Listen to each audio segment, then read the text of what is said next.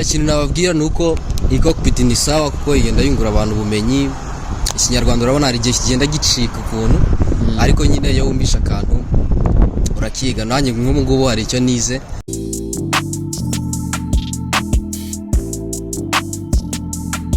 Yes, ni muri Kigali cockpit, ni mu mpande ya Kigali tuganira n'urubyiruko rw'Ikigali. Of course ni Captain Sunday, mujye kuri Instagram, TikTok ndetse na YouTube hose ni Kigali cockpit. Kuri uyu munsi tugiye kuganira n'umutipe wifunzemo kijeni umeze neza. Ikaze. Amakuru umeze neza? Naribi. Bakwita nde? Abanyita James. Akabazo ngiye kukubaza urumva uri tayari? Naribi ndagerageza. Uzi ikintu bita ingobyi?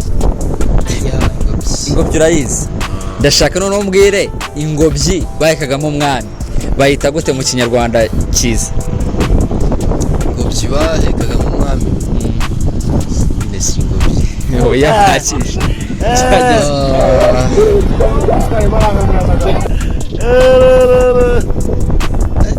Ari ingobyi nyine tu ingobyi mu kinyarwanda kuko n'ubundi yari ingobyi.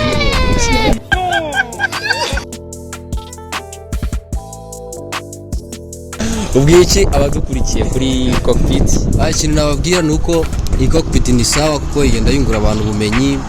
Ikinyarwanda urabona hari igihe kigenda gicika ukuntu, ariko nyine iyo wumvisha akantu urakiga. Nanjye nk'ubu ngubu hari icyo nize.